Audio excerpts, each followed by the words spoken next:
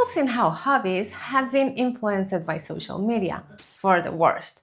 Hobbies more and more seem about setting a standard, showing off, about using the right formula to end up with a aesthetic and performative content when hobbies are, according to Merriam-Webster, a pursuit outside one's regular occupation engaged in especially for relaxation.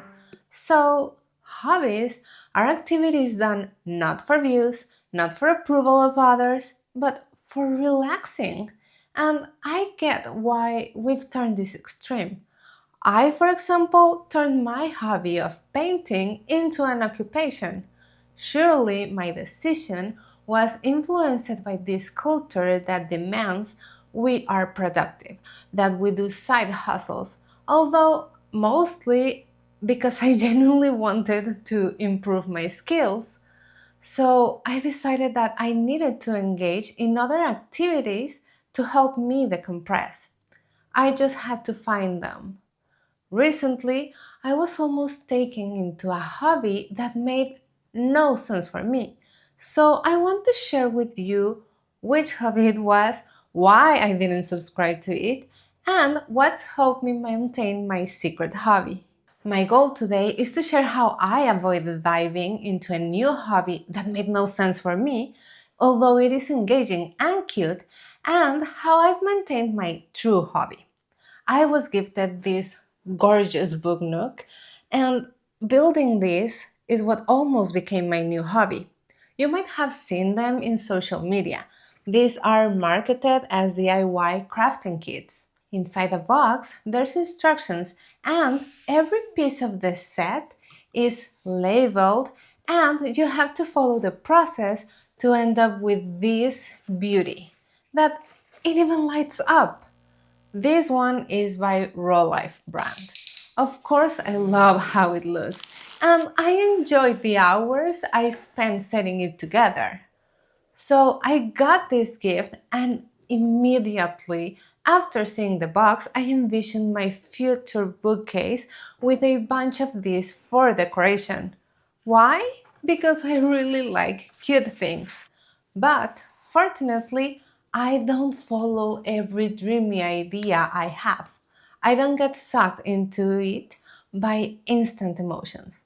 Because although I love this one, I rather have more space for the books, decorations, and random things I use. Also, let's be real, hobbies that involve collecting stuff can become really expensive, and that's not something that I want to spend my money in. Yes, I was really engaged for the couple hours it took to build it up, paste stickers, place each item correctly, but I really wanted it completed on the same day. I didn't want to take more than one evening, and I was craving only the result. And that just doesn't work for me. I like hobbies for the process. Plus, for me, it would be unsustainable to buy and house a bunch of book nooks. What do you think? Are you into collecting something? Hobbies nowadays are heavily influenced by social media. I'm not revealing anything new by that statement, but let's explore it a bit. At the core of this behavior is the need of belonging to a group. I mean, belonging feels amazing, it's necessary as a human being. I love the people close to my heart, but specifically belonging to social media trends where people can create different personas, where algorithms change to promote what sells more, where anyone can dictate what is cool, doesn't seem that healthy to me. I remember looking up ideas on how to organize my journal and finding a thread of videos, reviews, and posts that told me how I needed to have better handwriting, get stickers, highlighters, basically how bad I had done it all my life. Have you encountered anything like this?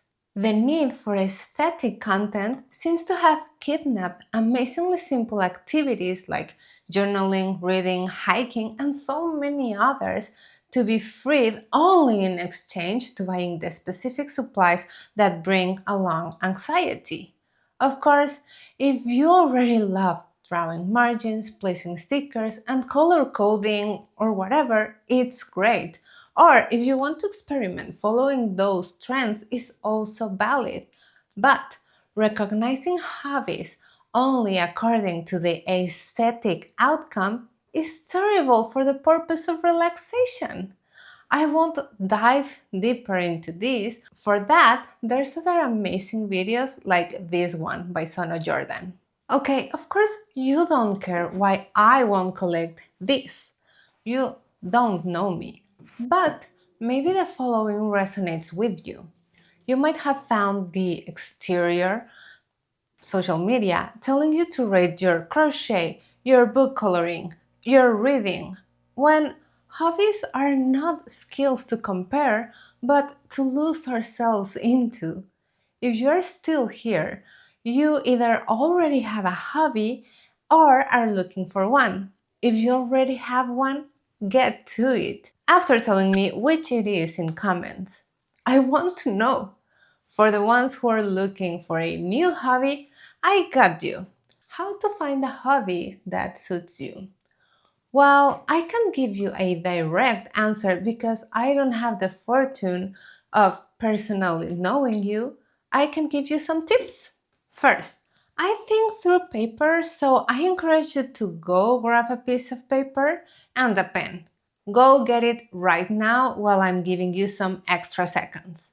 Now, write down activities that you automatically turn to. And I don't mean scrolling. Try to be mindful for a few minutes. What brings you happiness after you're done with your job, your school, after you've finished eating or cleaning? Okay, still no ideas? Try thinking about when you were a child. For example, I used to draw endlessly until I stopped because I was constantly compared. But that's another story. I loved singing and I still love to, even though I know for a fact that I can't hit any correct tone. Let's assume you haven't think of anything yet. And if you do know how to sing, please don't rub it in my face. Try the most common ones: coloring, painting, crafting, hiking, puzzles, board games. There are so many options. But there's a catch.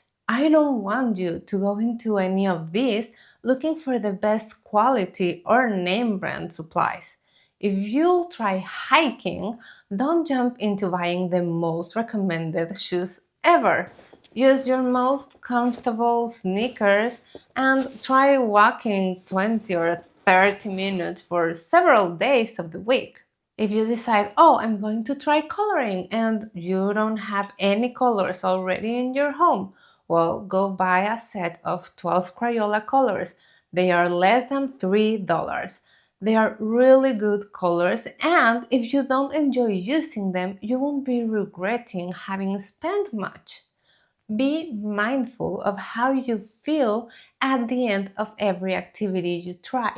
Let's assume that you've been walking 20 minutes every 2 days for the last 2 weeks. Now you realize you love the feeling of fresh air, the feeling on your legs, that soreness, but maybe your feet are uncomfortable. That signals that you might need better sneakers, but now you can consider buying them. Because if you buy the most amazing sneakers only to find out you hate being outdoors, that is a waste. Hobbies are things we simply enjoy without any tangible gain other than not being bored. Painting used to be my hobby. It has now transformed into something else entirely. But I do maintain a secret hobby that doesn't ever see the light, and I'll share it with you. Just a concept. I love writing fictional events related to anything. I keep a small notebook and constantly write down stories and situations I think of. Kind of when you're remembering a conversation and think, Oh, I should have said this. I've even written down how I would experience a situation in a fantasy book I was reading, or how I think life was in other places and time periods. It is just an activity that I enjoy, and no, I'm not sharing any excerpt with you. That's the beauty of hobbies. They lift up mental health in a world where everything seems to be about priorities, aesthetics, and terrible news. And while, of course, we need to know what is going on in the world, it's valid to spend time decompressing from it all. Hobbies provide a time to think, to accomplish something that's only valuable to ourselves. It's important to do something for the pure joy of doing it.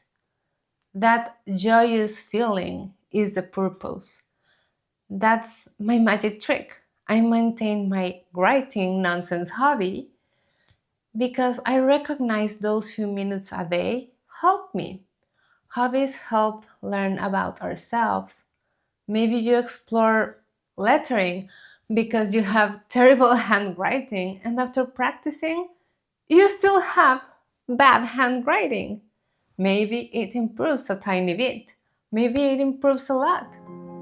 Either way, you have the experience of having tested it out.